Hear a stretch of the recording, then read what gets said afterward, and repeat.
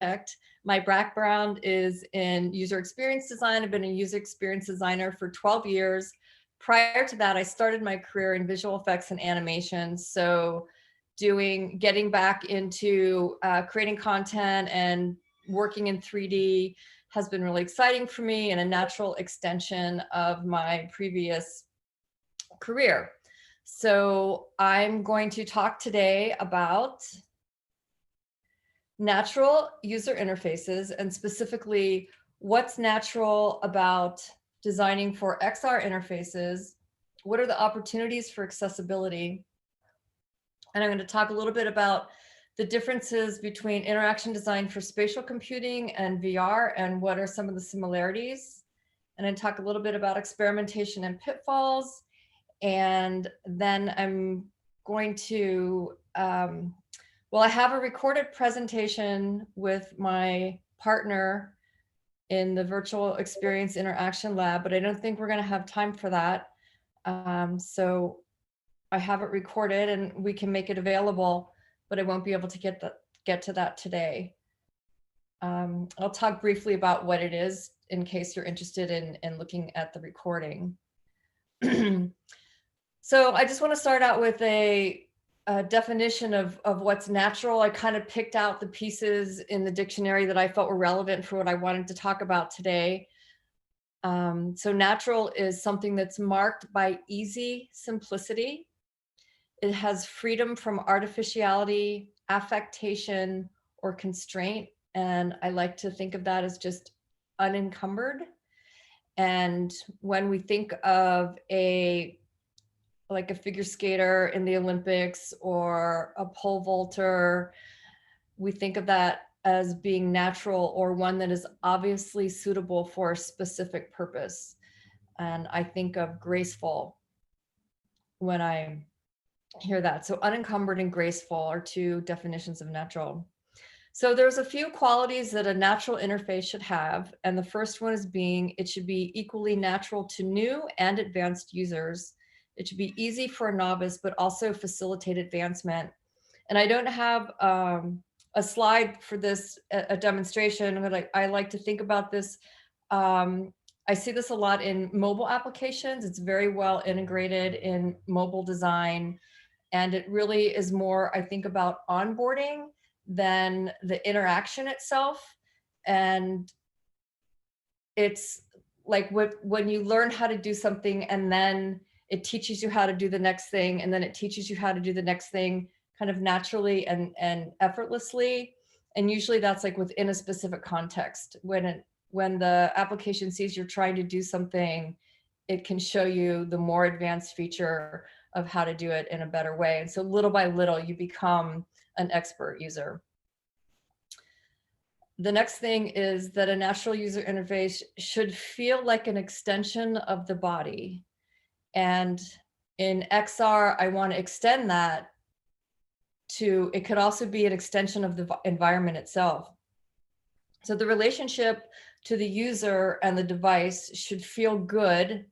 It should have an experience of being at one with the device.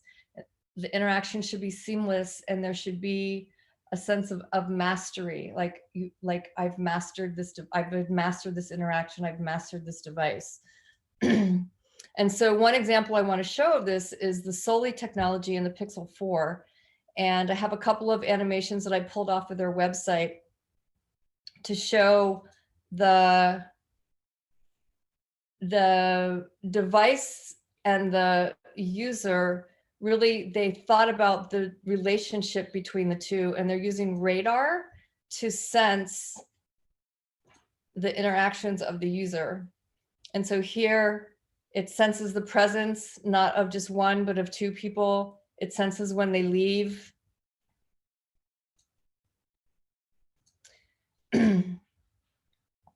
When you reach for the phone, it knows if you lean into it or if you turn, it knows. So if you go to reach for your phone and your alarm is going off, all you have to do is reach and it can turn off. So this is a great example of the relationship between the user and the device. So another characteristic of a natural user interface is that it should be authentic to the medium. And again, authentic, not false or copied, genuine, and true to one's own personality, spirit, or character.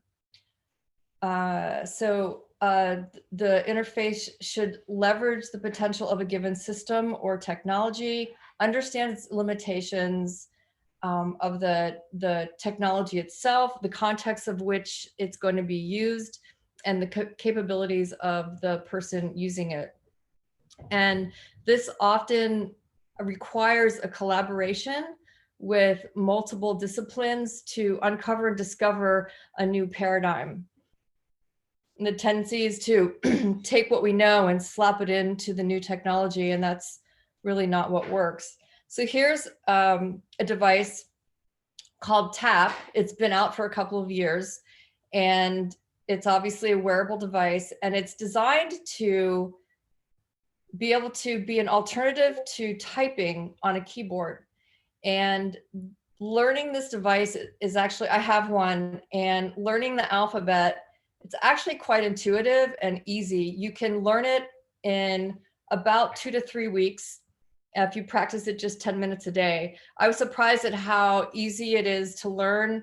And that's the collaboration between the owner of the company. I believe he's an electrical engineer, and obviously he's got a great design sense as well. And then he collaborated with, like learning experts and designers, and put a whole team together. And it's really a quite smart device.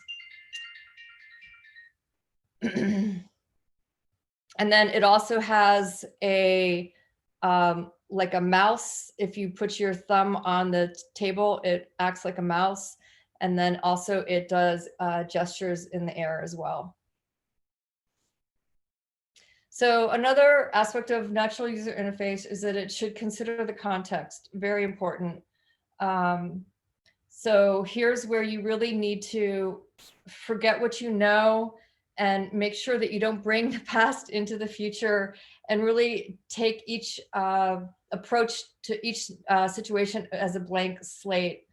Avoid retrofitting, and again, what's natural in one context may not be natural in another context, and to really look at each context in itself and solve for that context only. So here is an example.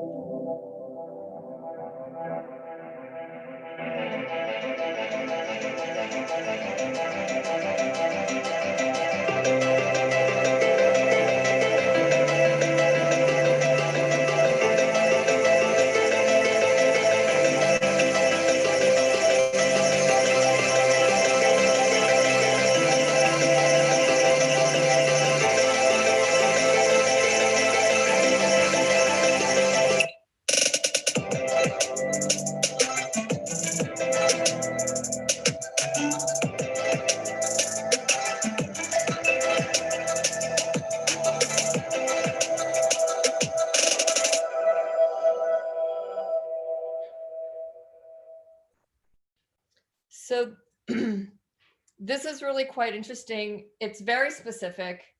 It's a wearable within a jacket, and it has very limited interactions. And it's probably not all that practical because it is so limited, and it's, one jacket. It's not something that you're going to necessarily have with you all the time, because seasons change, you go to different places. But I think it's a really interesting exploration into what's possible. And the gentleman that's behind this at Google, Ivan Poparev, I'm not sure how to pronounce his name.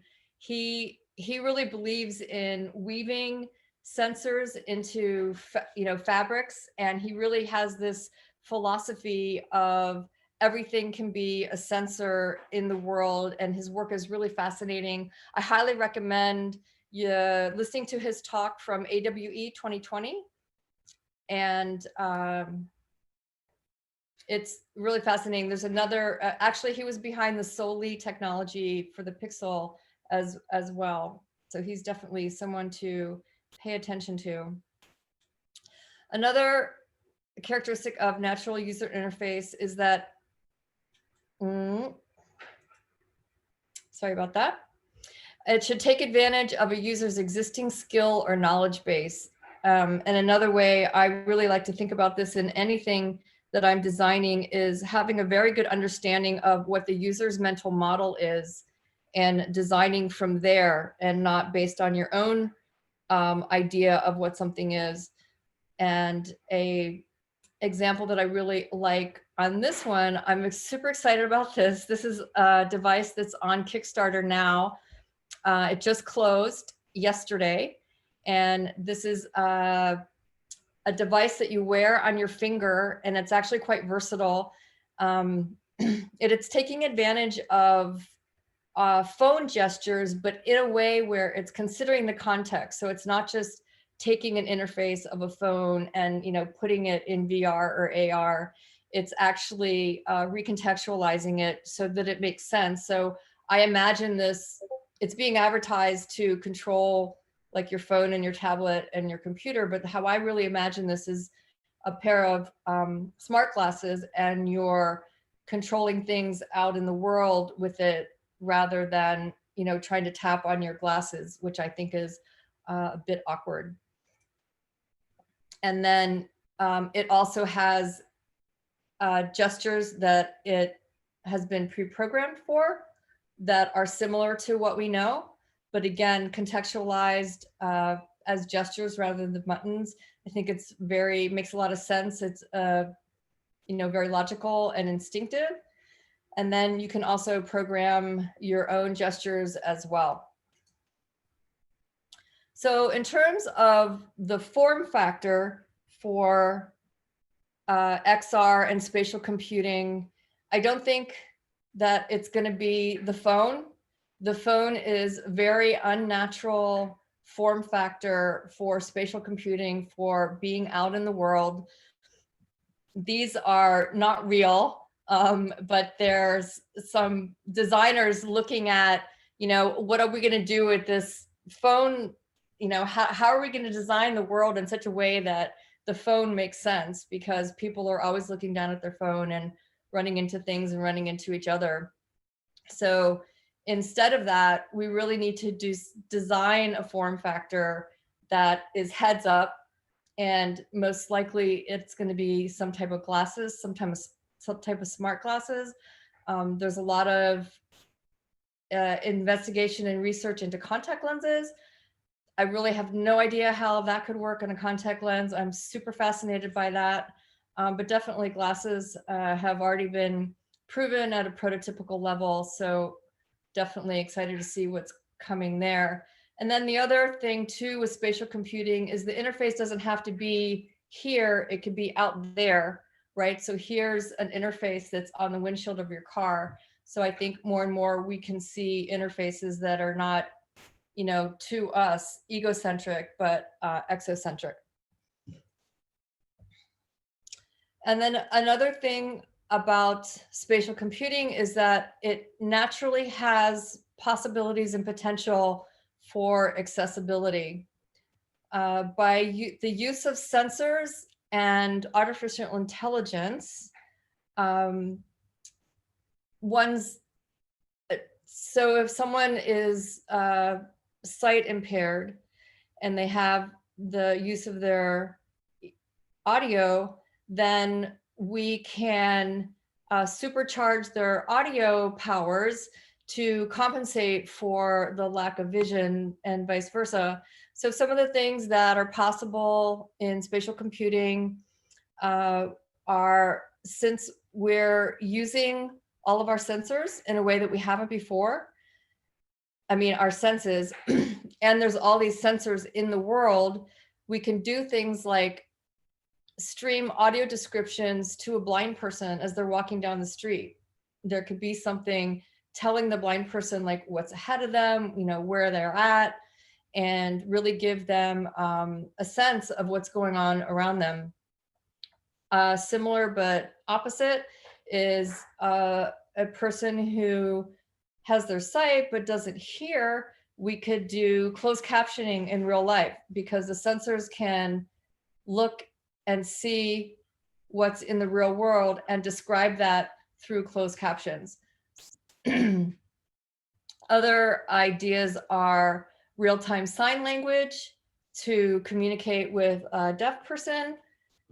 And I have some examples of products I want to show you.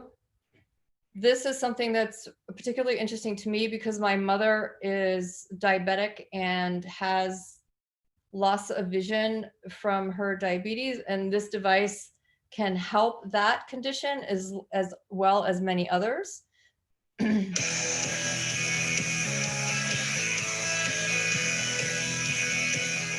Hey guys, it's Sam with The Blind Life. I am here with Justin Moore and New Eyes, and he's going to tell us about the New Eyes device. Well, Sam, thanks again for stopping by the booth and checking out the New Eyes.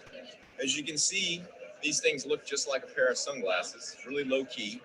And on board, you have a digital camera that's on the front. Basically, what that's doing is it's streaming a live image right onto these two LED screens.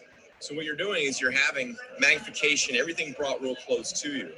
The battery's inside, the processor's inside, they weigh about 1/4 pound. And they've got voice activation, you got a wireless remote to control it. And in addition to that, you got OCR. So there's magnetic hooks here, and the earbuds come off and they go into your ear. That's how you hear the OCR. It displays on the screen inside, so you can have things, even at distance, you can have the OCR work. There's also a barcode scanner, as well as voice activation. So if you're working in school on something, you can actually control the camera system, the zoom in, glasses make bigger, glasses make smaller, with the voice commands. So there's 3 ways to control it. You've got the buttons on the glasses, you got the remote, and you've got your voice. As you can see here, there's the zoom in, the magnification in, magnification out, power, and there's some other buttons on here working on some other. So essentially it allows for like super magnification, like up to 18 times. And but there's some other things on there that it does too. And if you don't know what OCR is, it actually can read something, read text, and give you the audio transcription. It also, the QR code scanner, in case you aren't clear what that would be used for, but if you scan a QR code, you can actually get an audio description of what that product is. So for people that have low vision, this is incredibly useful, makes such a difference to them. I know that I can't wait to have my mother get fitted for it to see if she is a good fit. And then there's so many things that are taking advantage of the use of sensors.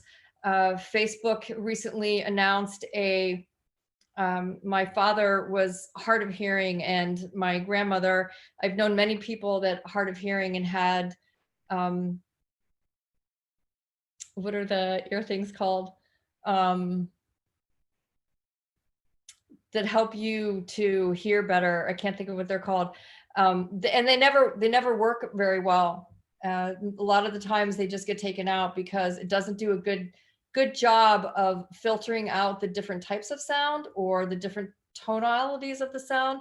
And so what Facebook is working on is something that would be in the glasses, but if you're in a crowded bar and you're having a conversation with someone, it can filter out all of the noise, all the extraneous noise, and focus in on that person, and you can hear the conversation extremely well. So this is not necessarily for accessibility or disabilities, but it definitely could help people. A hearing aid, that's what, a hearing aid is what I couldn't think of. It seems to me, and I obviously don't know about all of the technology, but it seems to me they're doing something that's much more sophisticated than a hearing aid, because they're using, in addition to the sensors, they're using artificial intelligence to understand what's happening in the world, to then feed back the data in a certain kind of way. And that's what's really exciting about spatial computing and accessibility. It really opens up the world for a lot of things to be improved for people that otherwise didn't have those opportunities. So interesting enough, I recently saw a talk at 5G Things at Ericsson D15 by Peggy Johnson and the CEO of Magic Leap. And she's talking about how spatial computing and mixed reality makes things more natural. She says she's talking about a board meeting that she had in her house with everyone coming in remotely. Now, of course, they're all Magic Leap owners, and Magic Leap is a really great device, and they obviously know a lot about it, and so they use it very well. And so she talks about how natural it is to have the voices when someone goes behind you, you know, you hear them behind you and whatnot. So she says it's more natural. Well, I agree with her. I don't disagree with her. However, I think there's a little bit of a gotcha there too, because I recently, about a month ago, hosted a panel in mixed reality using Spatial. And because the idea was I wanted to get away from Zoom. I wanted to have a connection. I wanted to feel the presence of the panel. I wanted to be able to look at them in the eye and have that connection and not be looking at a screen like I am now. So what we did is, this is, I don't know if probably, well, there's a person here, it's me. So this is the blocking on a live set. So we shot this on a physical set. This is not a virtual reality shot. This is a mixed reality shot. So this is our physical location. This is our set. This is if I'm sitting here and I'm looking at that person in the couch, this is my view of the spatial application. So this is the virtual reality portion of it. But obviously the avatars, the other reason I wanted to use this software is that the avatars are use the picture so you recognize who the person are. It's not a cartoon. It's very much in the uncanny valley, but at least you know who the person is. And then this is the blocking on the set to make sure everything is lined up. And then this is a picture of the live set. So it's a camera looking at nothing. It's a camera looking at nothing, but the phone is actually logged into the Spatial app. So the camera has the view of the people in virtual reality, but because it's in a mixed reality view, it's not seeing the background of the virtual reality app, it's seeing the background of the actual space. And so when we did this, there were a lot of things about it that didn't work out very well. But it was still really cool and people really appreciated it because the makers of the software tweeted and they said, you know, our brains just exploded with how amazing this is. And they're the makers of the software. So that was really cool to get that feedback, even though there's like so many things wrong with it. And that's one of the gotchas that I wanted to talk about is that, and I think even just using Zoom, right, that the technology is so complex. And, you know, all these gadgets that I'm showing and all the, you know, interfaces that I'm showing are really cool and very futuristic. But where we're at right now is that the road is really bumpy and it's messy. And what I want to say is that's okay. Go and be messy and experiment and fail and do it wrong. And just learn from it and enjoy it and have fun, you know, like going down that bumpy road. So that's my motto. A lot of people might disagree, but I just say do it and learn. So I'm doing my second panel for AWE Night LA on March 9th. And you know, we learned a lot from the first one. So the second one's going to be better. And there's still a lot of imperfections with the technology. But, you know, we're pioneers and well, that's okay. We're going to figure it out. One of the things I also wanted to say is that the goal here was to have a more natural experience and to be connected more with the people than just a screen. But it's interesting that technology was so cumbersome and so distracting that I had a hard time hearing what people were saying. And I was actually like way less present because I was so just trying to deal with like all the things that were going on. Somewhere through towards the middle, it got more comfortable and it was a little bit more relaxing. But sometimes in our attempt to be more natural, we have to deal with the technology. So I want to talk a little bit about spatial computing versus virtual reality and how designing interfaces is the same and different. So interaction design in 3D is, whether it's virtual reality or spatial computing, there's a desire to interact directly with nearby objects by wanting to reach out and grab something, touch it, push, pull, throw.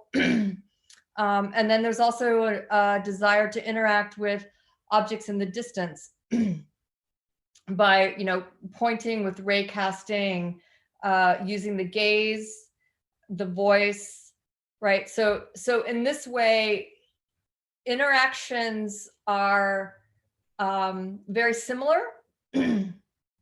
But what's different is the context between virtual reality and spatial computing is very different. So in virtual reality, everything is contained. In spatial computing, there are no boundaries, right? You have no idea where your user is going to walk off to, assuming that their connectivity is, boundless. In virtual reality, the environment is extremely controlled. Everything is built. Everything is intentional by the creators. In spatial computing, there's so many, things that we have no idea. There's so many things that are unpredictable. So in these ways, they're very, very different. In virtual reality, the intention, at least, is that it's completely immersive. If it's a successful experience, you're completely immersed. And in spatial computing, the immersion really can vary all the way from simple augmented, informational overlays to mixed reality, like we've been talking about, to all the way to what I believe is that in spatial computing, we'll be able to have virtual reality. It's just going to be, instead of being in your headset cabled to a computer, or now the Quest, it's standalone, the computing is going to be happening outside around us, and that the objects will be shareable and, permanent, so to speak. And I came across another really great quote by Ken Liu, award-winning science fiction writer, also at the Ericsson conference. When you have bandwidth as free as water, the entire universe can come to life. What's really interesting about that is that he's talking about the bandwidth being free. I don't know that 5G is going to be free, but certainly free in the sense that it's always there and it's available. I don't know about the cost. So just to wrap up a little bit about the spatial computing, that it will be the fabric of our, I believe it'll be the fabric of our reality, that it'll be available everywhere all the time, and that we will always be connected. The context will be wildly different from VR and unpredictable. The interactions will be very similar to VR. And the reason why this is important, and I'm talking about this, is because the research study that I'm doing with my partner, Rob Donkus, from the University of Sydney, is that we're studying interactions in VR. And I believe that the learnings from there will translate, not entirely, but in large part, to my work and my thinking about XR and spatial computing. And so the spectrum of XR is a combination of AR, MR, or VR, and it's just a matter of degree. Just to summarize about the natural user interface, that it should be easy for a novice, but also facilitate advancement. It should feel like an extension of the body or environment, to be authentic to the medium. It's very important to consider the context in which you're building for. And it's always an advantage if you can make use of existing skill set or knowledge base that the user already has. Again, in terms of the form factor for XR, definitely needs to be heads up.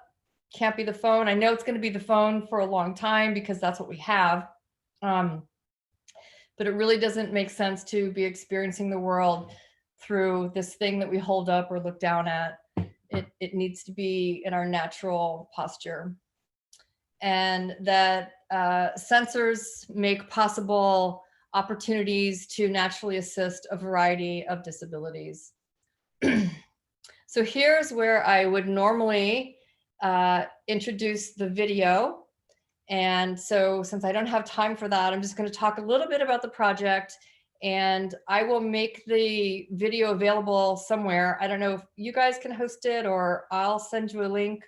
But we will make it available. So how much time do I have? 4 minutes. Okay.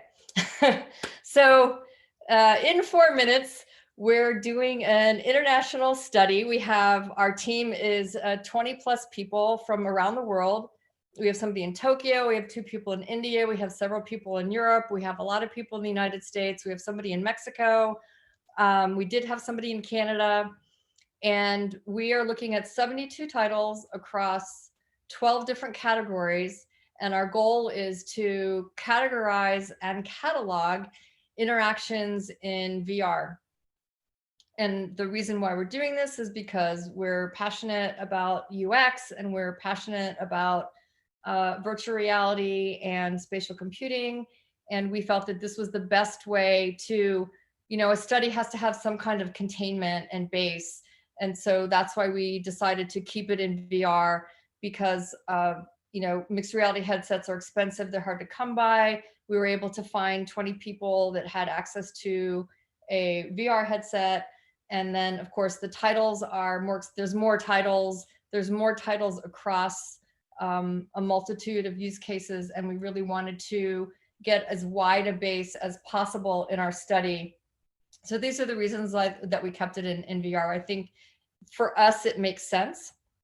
And that definitely we can take those learnings and, go further with them. Oh, and one more thing I do want to mention about the study before I get cut off. I did that really fast. One more thing I want to say about the study is that we have a accessibility consultant that is helping us out. It was not an area of expertise for myself or for Rob, but we knew that it was important to include that. And so we have Thomas Logan from Equal Entry that is coming in, and we're going to be doing usability studies with people having various disabilities on some of the titles that we're going to be studying. So our data set will include some good stuff about how to make inclusive experiences. And so I think that about wraps it up.